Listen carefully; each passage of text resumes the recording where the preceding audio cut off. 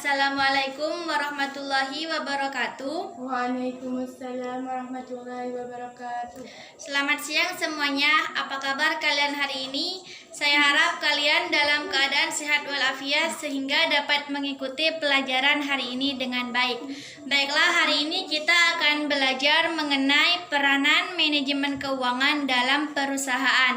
Nah, sebelum itu kalian tentunya sudah pasti pernah mendengar apa itu manajemen atau mendengar kata manajemen. Nah, manajemen itu sendiri kan memanage, yang artinya itu mengelompokkan atau mengelompokkan atau mengatur. Jadi di sini kita akan belajar apa sih peranan manajemen keuangan dalam perusahaan itu. Maka dari itu saya harap kalian dapat mengikuti pelajaran hari ini dengan baik, karena hari ini saya akan membagi beberapa kelompok, akan membagi 2 kelompok saja, yang nantinya akan menjelaskan tentang tujuan dan fungsi manajemen keuangan. Nah, di sini saya mempersilahkan kalian untuk membentuk kelompok sesuai urutan absen ya.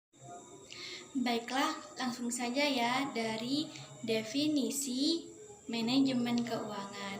Nah, di sini manajemen keuangan adalah kegiatan yang meliputi perencanaan, penganggaran, pengelolaan, pencarian, kemudian penyimpanan, pengendalian, dan pemeriksaan keuangan dalam suatu perusahaan. Kemudian peranan manajemen dalam perusahaan.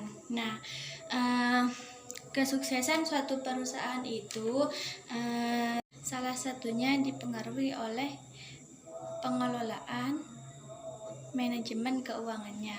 Nah, karena ketika seorang manajer itu dapat beradaptasi terhadap perubahan, meningkatkan dana hingga kebutuhan perusahaan tercapai, maka perusahaan itu akan berjalan dengan baik. Ketika dana itu kita peroleh dengan baik, maka perusahaan juga akan ikut membaik.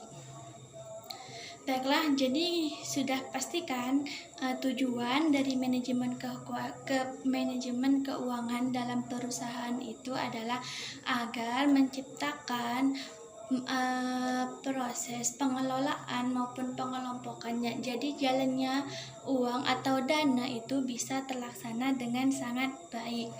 Nah, selanjutnya yaitu fungsi manajemen keuangan. Di sini ada beberapa fungsi manajemen keuangan. Yang pertama yaitu perencanaan. Nah, di sini seorang manajer itu ketika kan pastinya mengadakan rapat kan. Nah, ketika rapat itulah ditentukan suatu perencanaan, yang mana nanti perencanaan itu bagaimana caranya perencanaan itu bisa dilaksanakan dengan sangat baik. Kemudian yang kedua yaitu penganggaran. Nah, di sini ketika rencana sudah tersusun rapi, maka tugas selanjutnya yaitu penganggaran, di mana nanti ditentukan berapa anggaran untuk mendanai program yang akan dilaksanakan. Dibuat sedetail mungkin. Nah, ketika perencanaan tadi sudah didiskusikan, sudah matang, nah baru dalam penganggaran ini dibuat sedetail mungkin agar dapat terlaksana dengan baik. Nah, ketika sudah semuanya kan berlanjut dengan pada pengelolaan keuangan. Nah, dana tersebut akan dikelola bagaimana sih untuk bisa menghasilkan atau bisa menyukseskan program yang tengah dibuatnya. Nah, kemudian yaitu pencarian keuangan. Nah, ketika tadi sudah diperkirakan anggarannya berapa, pengelolaan keuangannya sudah tertata, nah barulah dicari pencarian keuangan. Nah, di sini perusahaan itu mencari sumber dana yang nantinya akan digunakan untuk program tersebut. Nah, bisa jadi dari pihak luar menarik investor atau mencari masyarakat yang ingin menanamkan modal dalam perusahaan tersebut. Nah, kemudian yaitu penyimpanan. Nah, setelah tadi ada seorang investor yang mau menanamkan modalnya, maka dana tersebut disimpan dengan sebaik-baiknya agar nanti bisa menjalankan program dengan baik dan tanpa tekanan apapun atau tanpa kendala apapun. Kemudian pengendalian dan pemeriksaan. Nah, di sini pengendalian dan pemeriksaan itu hampir sama.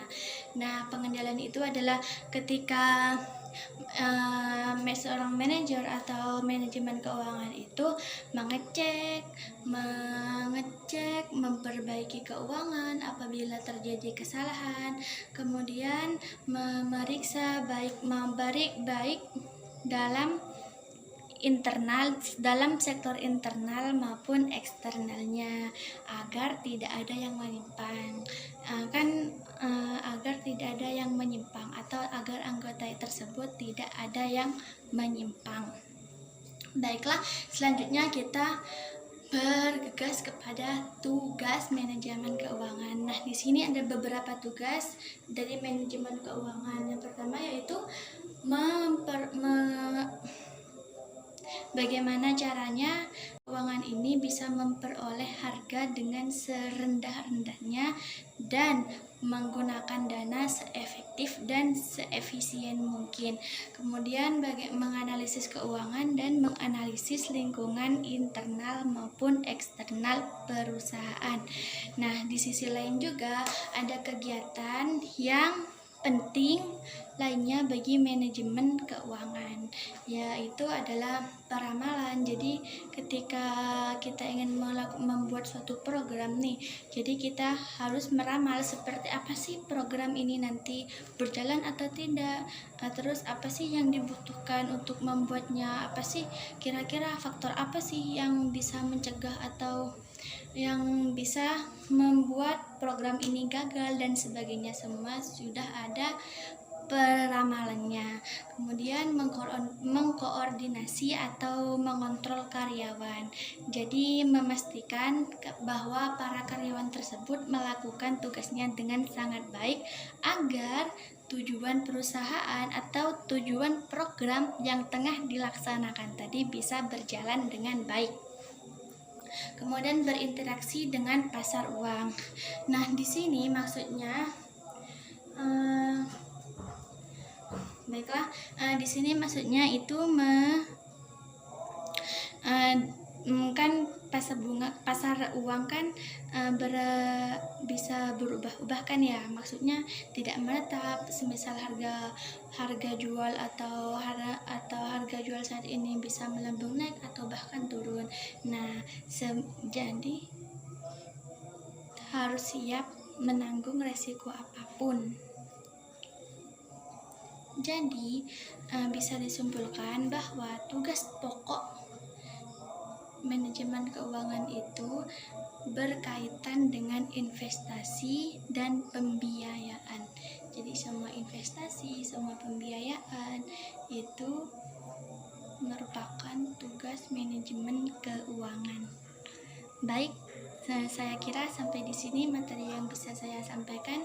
Baiklah, kalian sudah membentuk kelompok kan ya? Jadi saya persilahkan untuk masing-masing kelompok mempresentasikan di depan hasil yang telah kalian diskusikan.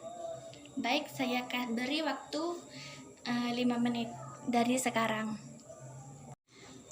Baiklah, waktu sudah habis dan saya persilahkan dari masing-masing perwakilan kelompok untuk mempresentasikan hasil diskusinya. Dimulai dari kelompok yang pertama, silahkan. Assalamualaikum warahmatullahi wabarakatuh. Waalaikumsalam warahmatullahi wabarakatuh. Saya dari kelompok 1 akan menjelaskan hasil diskusi kami tentang fungsi manajemen keuangan.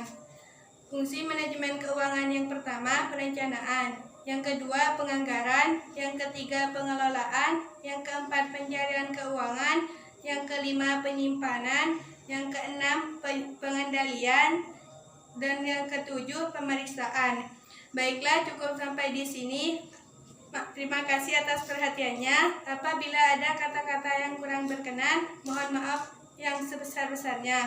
Saya akhiri. Wassalamualaikum warahmatullahi wabarakatuh. Waalaikumsalam warahmatullahi wabarakatuh. Terima kasih untuk kelompok yang pertama. Sekarang dipersilahkan untuk kelompok yang kedua. Assalamualaikum warahmatullahi wabarakatuh. Waalaikumsalam warahmatullahi wabarakatuh. Saya dari kelompok 2 akan menjelaskan hasil diskusi kami tentang tujuan manajemen keuangan, yaitu untuk menjalankan, mengoperasikan, dan mengoptimalkan penggunaan dana dalam perusahaan sebaik mungkin agar tujuan perusahaan dapat tercapai.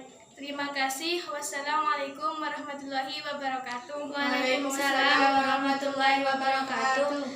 Terima kasih untuk masing-masing kelompok. Saya rasa kalian semua sudah memahami materi hari ini dengan sangat baik.